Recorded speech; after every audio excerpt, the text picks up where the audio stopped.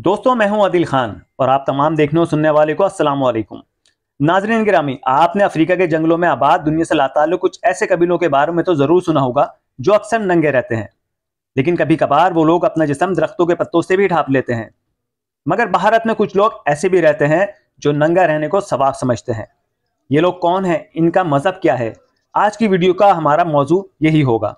और मज़ीद ये भी जानेंगे कि इनके मज़हब की इब्तिदा कब हुई, ये किस भगवान को पूछते हैं। प्यारे साथियों, इनके मज़हब का नाम जैन मत है, जो बरे-सग़ीर पाक हिंद के मज़हब में से एक मज़हब है, जिसका शुमार दुनिया के कदीम तरीन मज़ाहिब में किया जाता है।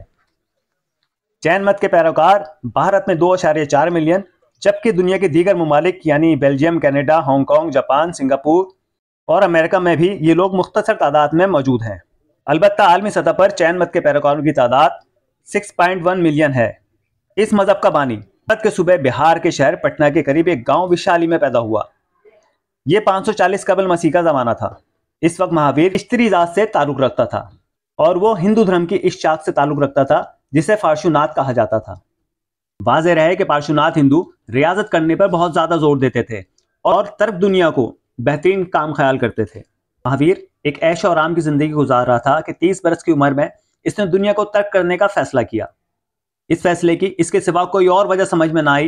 इसके आबाओ अजदाद में से भी बाज़ ने ऐसे ही किया था, इसलिए वो खुद भी ऐसा करना चाहता था। इस फैसले के बाद महावीर ने अपने सर के बाल नोच डाले, लिबास उतार कर फेंक दिया और एक धोती पहनकर जंगल की राह अख्तियार की। 13 बरस तक वो तपस्या यानी रियाजत करता रहा और मुसलसल सफ़र में रहा।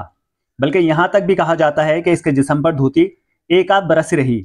इसके बाद वो नंग धड़ंग रहने लगा। रियाजत के दौरान वो किसी किस्म की गंदगी को अपने जिस्म से जुदा ना करता। चुनाचा इसके सर में जुएं पड़ गईं, लेकिन को जिस्म से साफ ना करता, बल्कि इनसे होने वाली तकलीफ को भी बर्दाश्त करता, ताकि इसके अंदर ज़्यादा से ज़्यादा कुव्वत बर्दाश्त पैदा हो।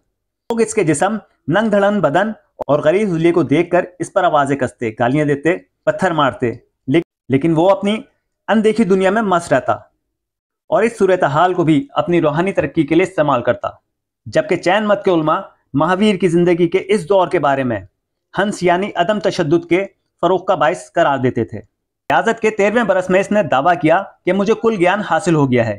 याद रहे कि कुल ज्ञान का करीबी मफहूम वही है जो मुसलमानों में राय तौसाफ और इरफान हिदायत का है। महावीर ने इस बात को सबसे ज्यादा हकीकत करार दिया कि खुदा कोई देवता नहीं जो बहुत सारे खुदाओं का सरदार होता है, बल्कि इसकी अलग से एक ज़ात है जो सबसे बड़ी और आला है।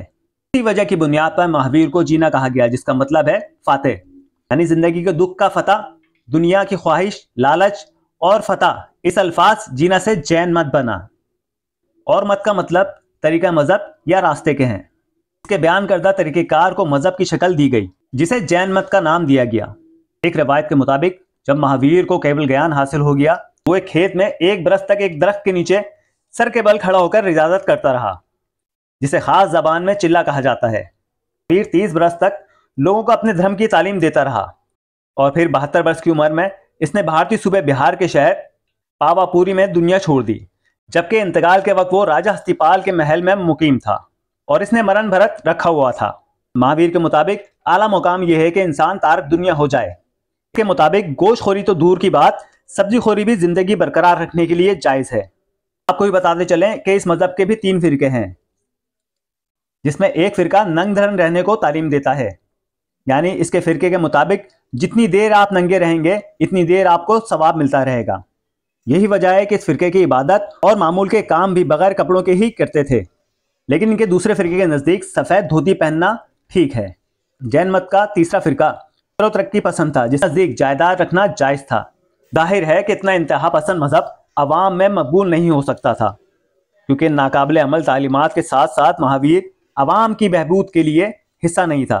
के बरअक्स बुद्ध मत में ज़ात पात पर तनकीद किए बगैर हर ज़ात को अपनाकर मसावत का दर्स देता था, जो निचली ज़ातों और उसूल पसंद इंसानों के लिए बड़ी कशिश था।